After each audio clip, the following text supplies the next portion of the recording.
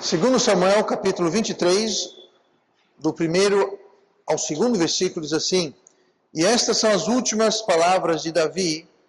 Diz Davi, filho de Jessé, e diz o homem que foi levantado em altura, o ungido do Deus de Jacó, e o suave em salmos de Israel: O Espírito do Senhor falou por mim, e a sua palavra está na minha boca. E vamos orar. Amado Pai, obrigado pela tua palavra.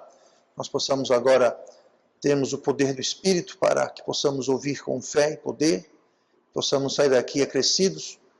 E eu peço a Deus que o Senhor possa, da mesma forma, usar a mim, mesmo o Espírito venha me abençoar com poder, que eu possa pregar com clareza, com eficácia esta noite. Use-me, eu te peço, em nome de Jesus. Amém. E vamos sentar esta noite. Estamos então na reta final do capítulo 23, ou do tema do capítulo 23, que é olhando pelos olhos da morte. Olhando pelos olhos da morte. E nós vamos ver essa terceira e última parte, ou é a quarta e última parte, mas vamos ver essa última parcela do capítulo 23, em que Davi está se aproximando do final da sua vida. Ele está aqui falando suas últimas palavras, e como eu tenho lembrado, não quer dizer que ele vai falar isso e morrer logo após. Não, ele viveu algum tempo ainda depois disso, mas essas foram o seu testamento, digamos assim. Eram as palavras que ele deixou para trás como um legado, como uma herança, como uma afirmação, um testamento das coisas que Deus tinha feito na sua vida. Né? As últimas palavras são palavras importantes na vida de alguém. Então, o texto-chave aqui é justamente o versículo 1. Essas são as últimas palavras de Davi.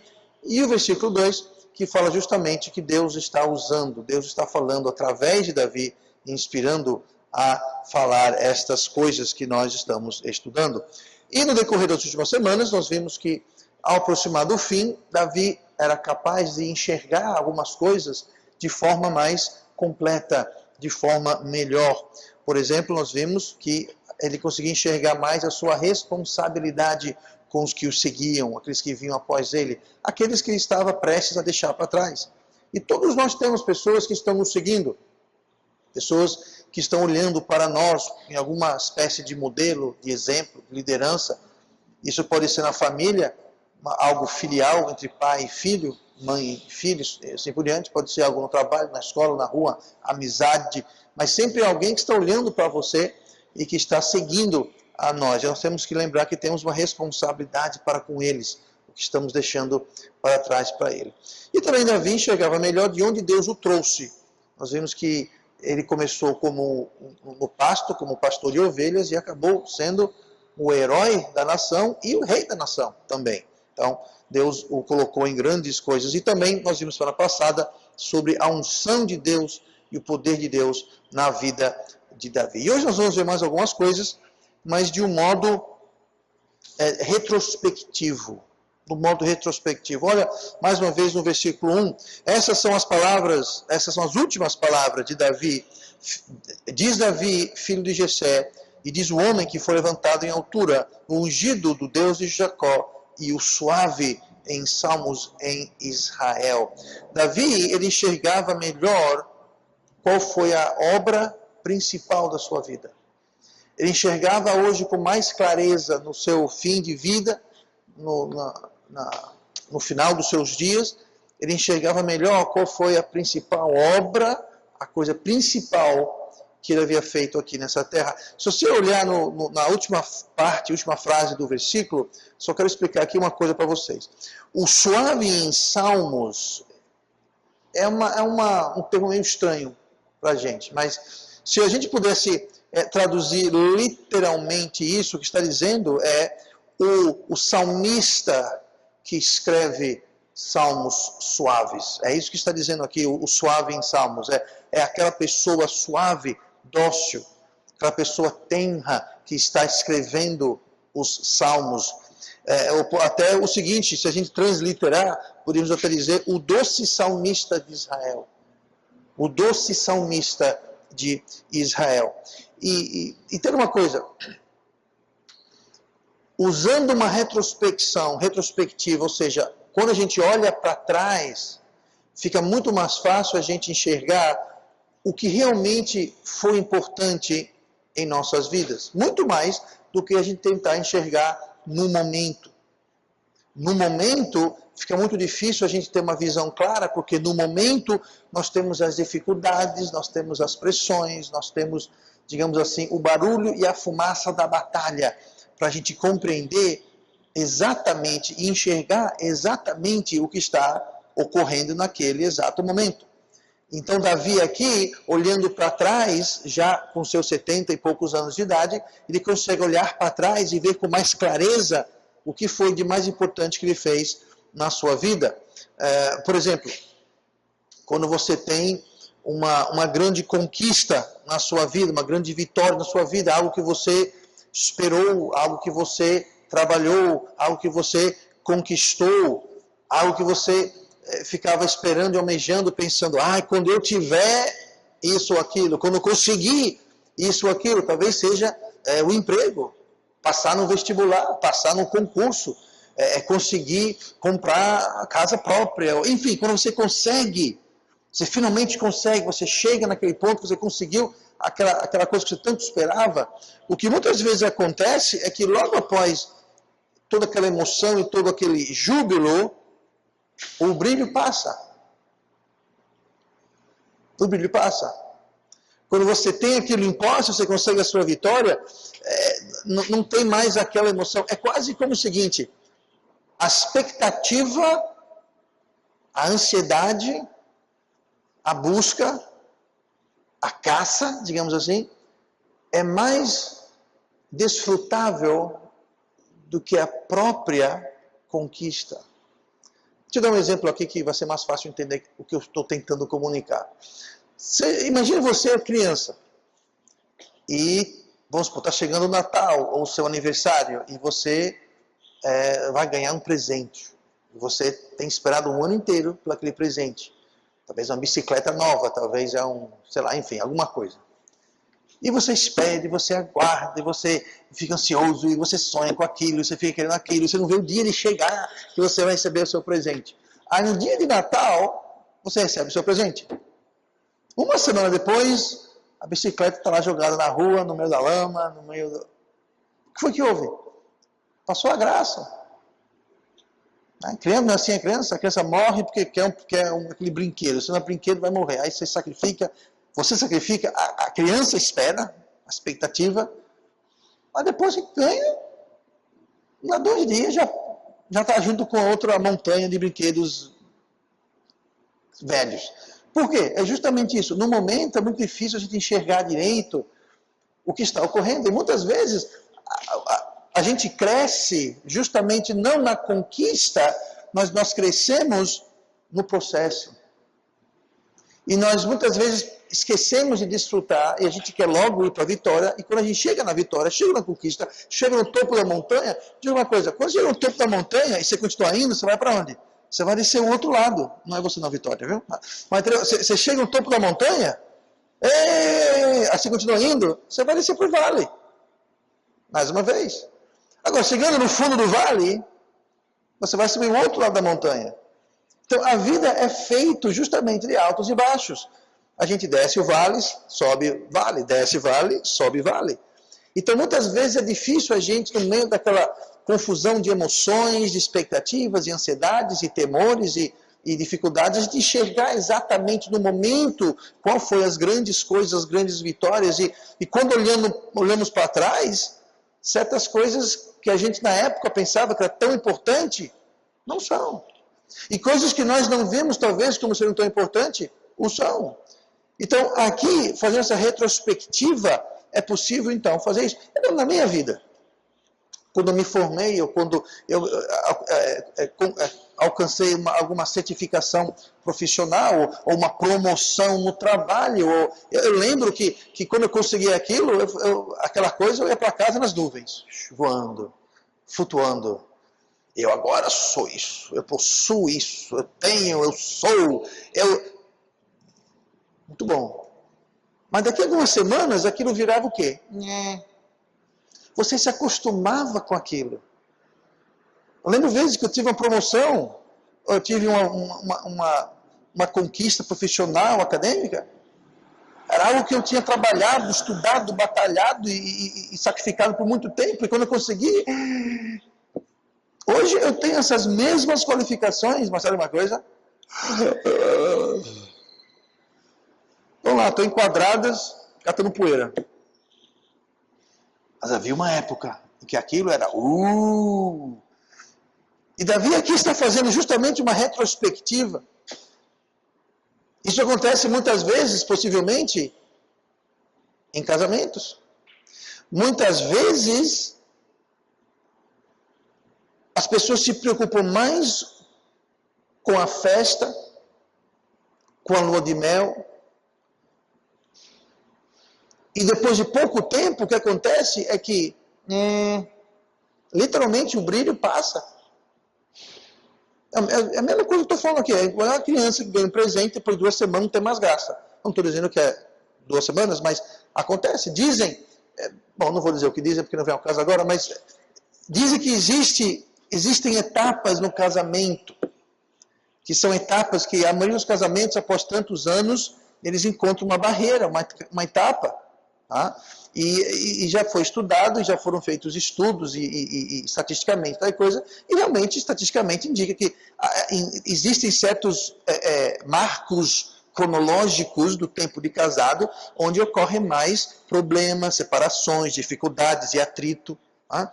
E por que isso? É justamente o que eu estou falando, o brinquedo perde a graça, aquela situação que você tanto sonhava e almejava pode vir. Tá? Então, eu não vou dizer, porque senão, bom, eu estou casado já nesse tempo, então eu não quero pré-programar ninguém a chegar naquele X e achar que agora está na hora de eu ter uma crise. Meu bem, vamos ter uma crise, está na hora. O pastor disse que depois de tanto tempo. Então, isso vai depender muito também em que você está edificando a sua casa, na areia ou na rocha. Tá? É na areia ou na rocha. Então, temos que ter. E outra coisa, essas crises que eu digo, estatisticamente falando, não quer dizer que todo casal tem, mas muitos casais têm. Tá? Então não quer dizer que você precisa ter um, ou você é estranho se não teve um. Pelo contrário, ninguém é obrigado, não, nada disso. Mas, então entendam que vai depender muito de como a gente edifica. Mas aqui, Davi, no fim da sua vida, ele estava citando a sua maior conquista. Você e eu, nós conhecemos a vida de Davi. Qual você diria seria algumas opções que Davi poderia trazer e apresentar como sendo suas grandes conquistas? Bom, a primeira coisa é a famosa vitória contra Golias, no Vale dos Carvalhos. Podemos lembrar das muitas vitórias militares que ele teve, conquistas militares que ele teve, e nós vimos isso no início do estudo sobre a sua vida.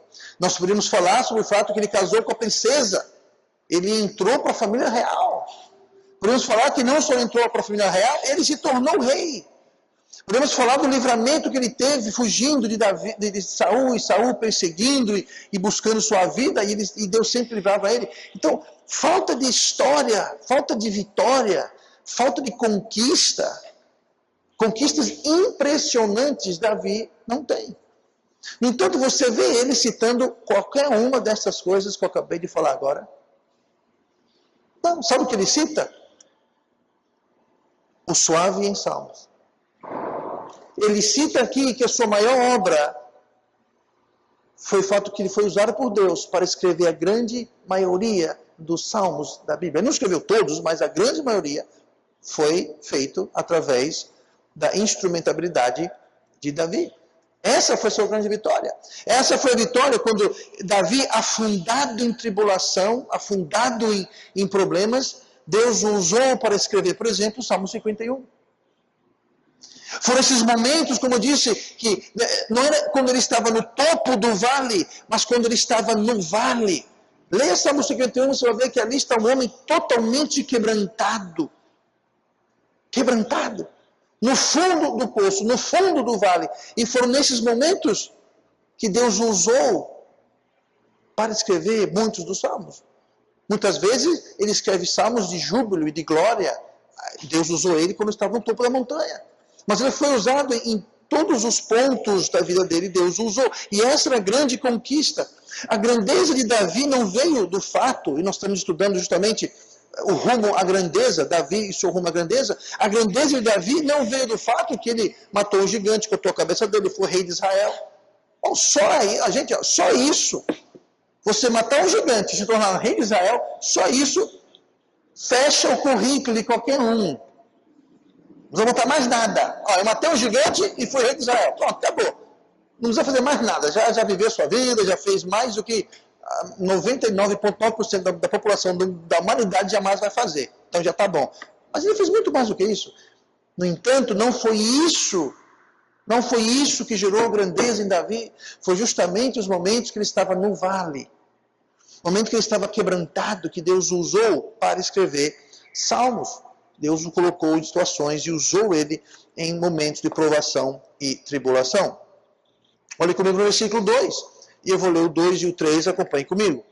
O Espírito do Senhor, e marque bem aí, o Espírito do Senhor, falou por mim e a sua palavra está na minha boca. Versículo 3. Disse o Deus de Israel, marque bem essa palavra, o Deus de Israel.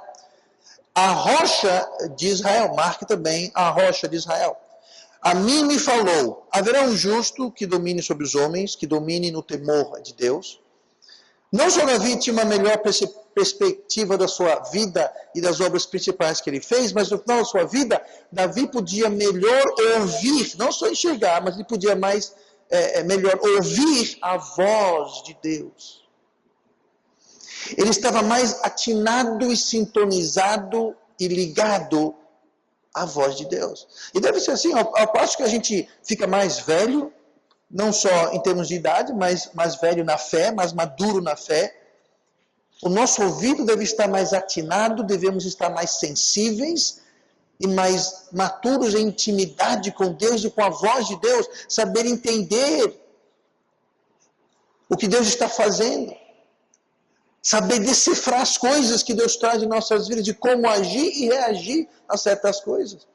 O mais impressionante aqui, que a gente tem que entender, é que Davi vivia numa época aqui, da humanidade, onde não havia a Bíblia completa. Por exemplo, Davi nunca leu 2 Samuel, porque 2 Samuel foi escrito sobre a vida dele. Então não tinha 2 Samuel. Samuel foi escrito depois dele. Ele não tinha reis, ele não tinha um bocado de coisa. Ele não tinha nada, obviamente, do Novo Testamento. Então, não havia uma Bíblia completa, a palavra de Deus não havia sido dada completamente para o homem. Hoje, nós já temos. Um dia, pare para pensar e louve a Deus pelo fato que você vive numa época na história da humanidade em que nós possuímos e temos toda a palavra de Deus. Durante milhares e milhares de anos. Isso não aconteceu. Isso é algo que nós temos. E digo mais, a palavra de Deus completa está na terra há 2000 anos, mas a grande parte desses 2000 anos, a palavra de Deus estava escondida atrás do fato que ela não se encontrava na linguagem do homem comum, como eu e você. Ela se encontrava apenas nas linguagens originais, ela foi colocada em latim, ou a palavra de Deus não era disponível para todo mundo. Algo muito restrito, é algo nos últimos séculos que tem se tornado algo disponível para o homem comum e que a gente pode ter. Houve uma época que você possuir uma Bíblia era algo muito caro. Uma Bíblia custava o preço de uma fazenda, por exemplo. Nem toda igreja tinha uma Bíblia completa. As que tinham a Bíblia era literalmente acorrentada ao púlpito. E hoje nós temos, Davi não tinha nada disso, nem a Bíblia acorrentada, nem nada. Não, ele não tinha toda a palavra de Deus. Davi vivia uma época na dispensação de Deus em que não havia igreja. Ele vivia numa época em que não havia literatura cristã, não haviam comentários, não haviam seminários, não tinha Google nem YouTube. Já pensou? Uma época que não tem Google nem YouTube? É possível uma coisa dessas? Então, onde a informação era muito restrita e a informação teológica, não havia esse corpo acadêmico, digamos assim, esse corpo literal de informação. Sim, pastor, e daí? E daí que nós vemos aqui, no meio de tudo isso, no meio desse deserto acadêmico, esse deserto literário, esse deserto da palavra de Deus, essa sede e fome, digamos, da palavra de Deus. Nós temos aqui Davi citando nada menos do que a Trindade. A Trindade, olha aqui no versículo 2, o Espírito do Senhor. Está falando sobre quem é a Trindade? Eu vou dar uma dica, começa com E. O Espírito. Ele cita aqui o Espírito. Depois no versículo 3 ele cita o Deus de Israel. Está citando quem é o Deus de Israel? É o Deus Pai. Aí ele cita a rocha de Israel. Quem é a rocha de Israel? É Cristo. É a nossa rocha. É a rocha que Moisés bateu e foi proibido de entrar, porque ele bateu na rocha 2 vezes, quando não deveria. A rocha simbolizava Cristo. Então aqui temos Davi, sem ter o benefício de igrejas, ou Bíblia, ou o Espírito Santo. A Bíblia fala que o Espírito Santo nos levará, nos guiará a toda a verdade. Eles não tinham o Espírito Santo que habitava e selava o crente naquela época. E apesar de não ter nada disso, ele tinha conhecimento da Trindade. Quem você acha que mostrou isso para ele? Deus. Então você veja que ele está mais atinado, ele está mais sensível, ele está mais íntimo com Deus. Ele está aumentando o seu conhecimento. E assim deve ser conosco.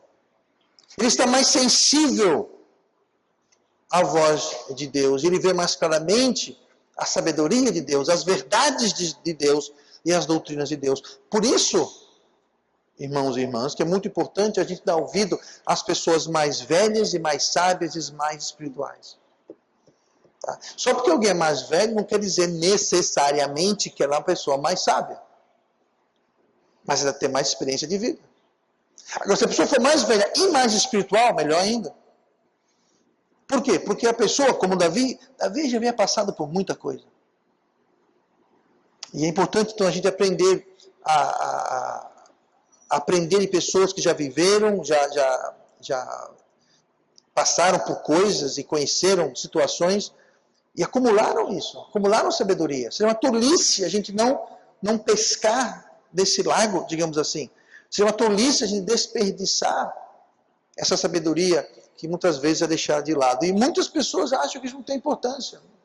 E geralmente quem pensa isso são as pessoas que sabem melhor e sabem de tudo, então para que perguntar nada para ninguém, né? Isso chama-se orgulho, isso chama-se arrogância. E orgulho e arrogância é tolice. E orgulho, arrogância e tolice tem um preço. Tem um preço. Então vamos ter muito cuidado para a gente não esquecer disso jamais. Olha comigo no versículo 5. Último ponto desta noite, que diz assim: ainda que a minha casa não seja tal para com Deus, contudo estabeleceu comigo uma aliança eterna, que em tudo será bem ordenado e guardado, pois toda a minha salvação e todo o meu prazer está nele, apesar de que ainda não o faz brotar. Davi aqui, para terminar, fechar o que ele podia mais enxergar de melhor, aproximando-se do fim, é que ele podia enxergar melhor os seus fracassos. Ele podia olhar para trás, ele podia enxergar com mais clareza os seus erros, os seus fracassos, as oportunidades perdidas em nossas vidas, que todos temos. E no final ele percebe que existem coisas que ele poderia e deveria ter feito de forma diferente, mas não fez. E não há limitações dos problemas e das pressões e do desconhecido quando a gente está olhando para trás. Eu falei um pouquinho sobre isso agora há pouco, sobre enxergar as vitórias, né, as conquistas. Mas, da mesma forma, quando a gente olha para trás, a gente pode ver através das dificuldades, através do conhecer. Pense em alguma coisa que lhe traz temor ou preocupação. Coisa que você não conhece. Como é que vai ser? Como é que será isso? Como é que vai ser aquilo? Gente, tudo isso no futuro vai estar resolvido. Então, quando você olha para trás, você não tem esses temores, essas pressões, porque as contas foram pagas, ninguém morreu, a casa não pegou fogo, e, enfim, existe uma segurança de você olhar para trás, que nada lá atrás vai te machucar. Agora, quando você olhar para frente, ou no momento, você tem os problemas, as incertezas, os medos, as dificuldades. Então, Davi podia olhar para trás e ver com mais clareza quais foram quais foram os seus fracassos. E por isso que as últimas palavras de alguém são importantes, são palavras de alguém que está olhando para trás e enxergando com uma clareza da retrospectiva exatamente o que foi de errado. E é nisso que as pessoas mais sábias e vividas podem nos ajudar. Alguém mais sábio pode dizer, olha, eu já estive numa situação igual à sua. E eu fiz assim e deu certo, ou eu fiz assado e deu errado. Podemos aprender de ambos os exemplos. Podemos aprender com as vitórias das pessoas, as conquistas das pessoas, mas podemos igualmente aprender com os fracassos e os erros das pessoas. E é muito melhor você aprender com o erro dos outros do que aprender com os seus próprios erros. Convenhamos. Então, aqui nós temos Davi tendo essa oportunidade. E nós podemos, então, também fazer isso. Agora, entenda essa questão de últimas palavras. Davi aqui está citando as últimas palavras de Davi. Palavras importantes, ponderadas, palavras recheadas de sabedoria e experiência. Ele não morreu, como eu disse, ele não morreu logo após falar isso, mas ele teve a ciência, ele sabia que ele estava se aproximando do fim. Nem sempre tem esse benefício. Está falando ontem com alguém, um conhecido dessa pessoa, de forma repentina, morreu num acidente de automóvel. Ela não estava doente, não estava, simplesmente foi um acidente. Ele não estava, como Davi, já com, usar o termo, com o pé na cova, não era o caso.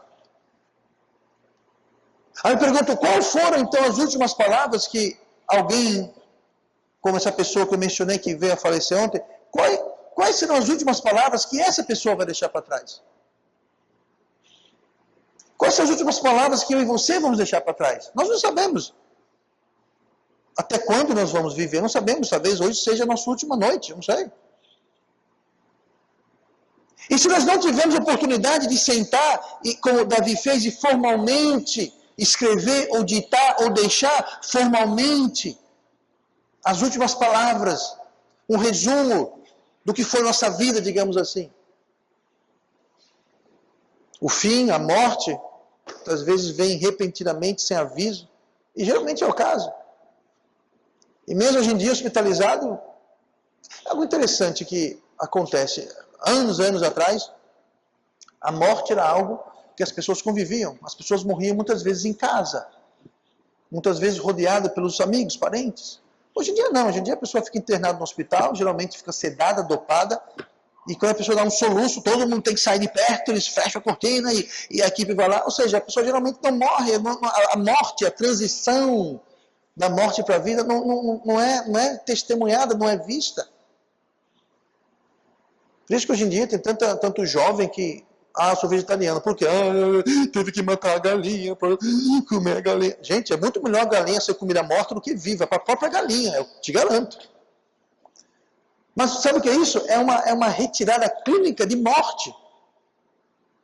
Existem, não sei se sabe disso, mas tem vegetariano, tem vegano e tem frutiano. Frutiano é aquela pessoa que só come a fruta que caiu no pé. Quer dizer, você está no chão, eu como, mas eu não vou tirar da árvore, porque isso seria matar a fruta. Bom, aí a pessoa já está meia, na minha humilde opinião, tá? Então você arrancar uma cenoura do chão, você está, sei lá o que está fazendo. Enfim, então hoje em dia não tem, nós somos separados desse processo de morte.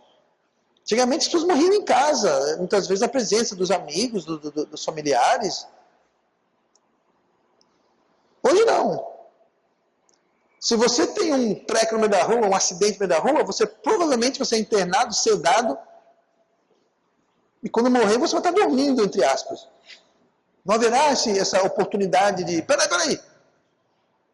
A não ser que você for fuzilado, né? Geralmente quando você é executado eles falam algumas últimas palavras, mas eu espero que ninguém chegue a esse ponto. Mas se você não tem oportunidade de formalmente declarar e deixar a sua eulogia, digamos assim, o seu testemunho, as suas palavras, como fica? Não são palavras, então, que vão ser deixadas, mas nossas últimas palavras serão apenas como foi nossa vida como marido, como esposa. Como foi a sua vida como um filho, uma filha, como um crente, como um amigo. Como foi a sua vida como um vizinho? Esse será o legado que nós vamos deixar. Quando você morrer, as pessoas vão dizer o quê?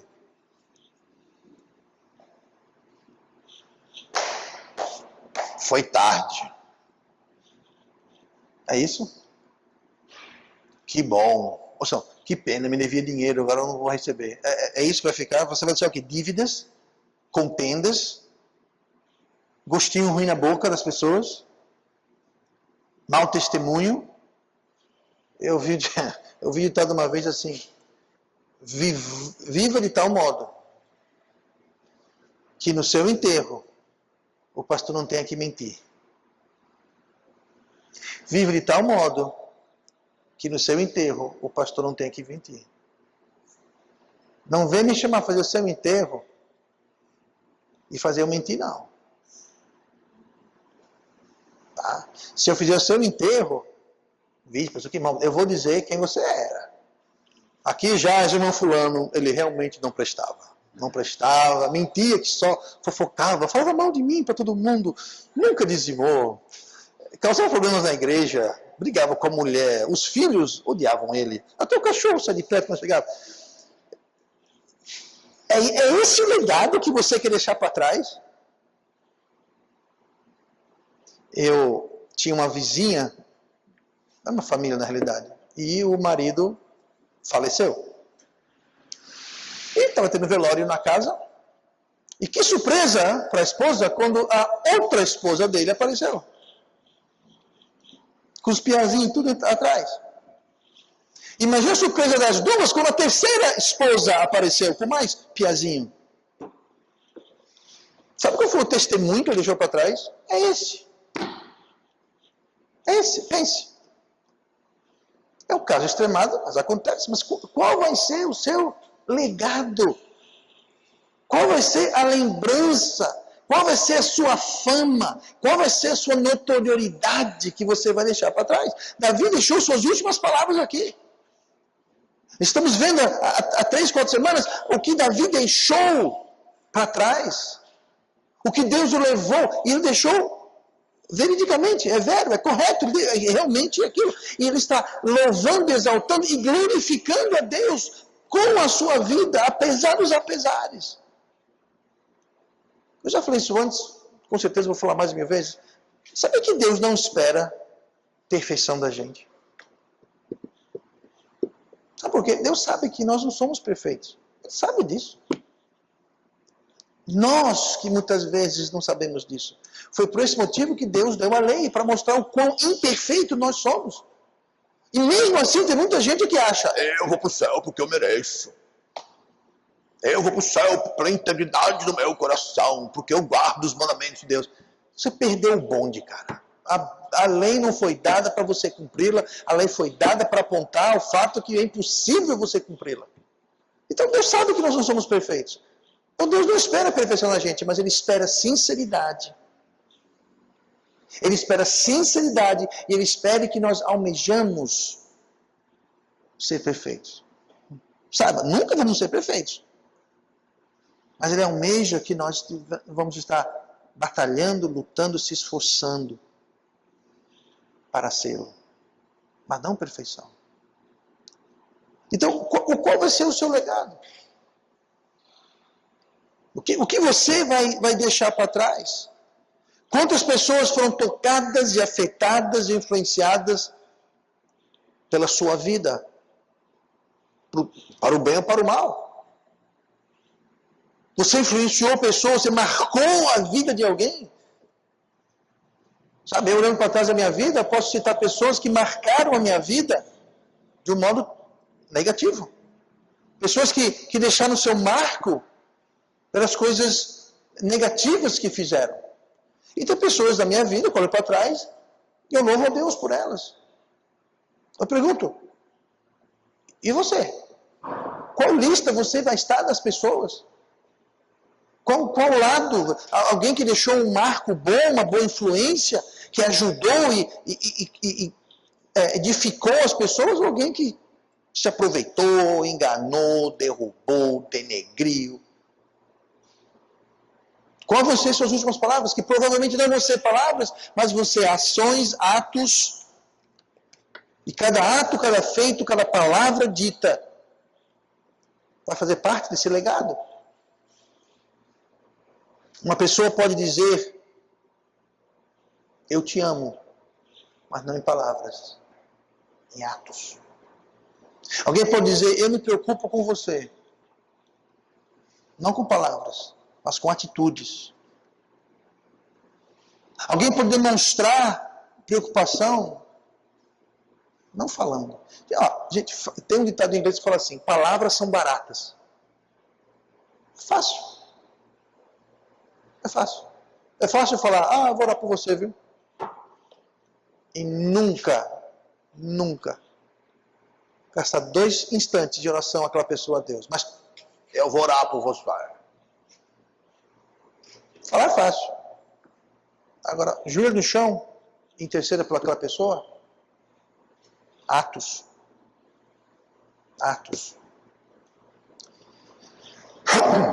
Perdão. Hoje essa pode ser a última mensagem que eu prego. Eu espero que não. Sinceramente, eu espero que não. Mas pode ser, quem garante? Esse pode ser o último culto que você está participando.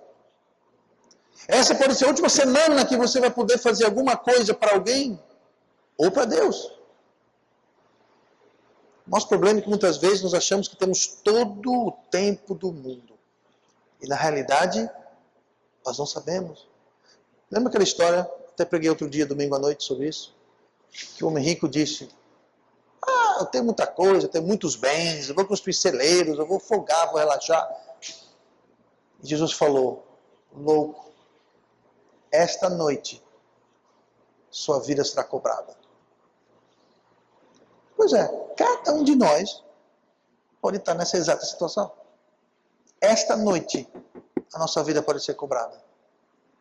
Então, nós temos que entender que a nossa vida, o que a gente faz, vai deixar um marco, vai deixar pegadas, vai deixar um legado. E nós estamos construindo isso a cada dia. E nossos dias devem ser como palavras, como a de Davi, que glorificam e exaltam o que Deus tem feito em nossa vida e o que Deus tem feito na vida das pessoas através de nós. Deixa eu terminar com o Salmo 90, versículo 12. Ensina-nos a contar os nossos dias, de tal maneira que alcancemos corações sábios. Ensina-nos a contar os nossos dias. Aí que está o problema, contar os nossos dias, perceber que nossos dias são contados. E é tendo uma perspectiva disso, que nossos dias são contados, são finitos. E a cada dia, seja lá quantos dias, mas cada dia estamos um dia mais perto, para que possamos alcançar corações sábios. O tolo, ele age como ele tem o tempo inteiro do mundo. Amanhã eu trato disso, amanhã eu resolvo, amanhã eu vejo. E a cada instante o tempo está passando, os dias são contados. Mas o tolo vai só... Quando ele menos espera, como aquele relógio de areia, né? Quando menos espera, a areia que está em cima vai caindo, daqui a pouco está acabando a areia. Ele acha que está cheia. E está acabando. E vamos orar. Pai amado, Deus querido, ensina-nos, ó Deus, a tua...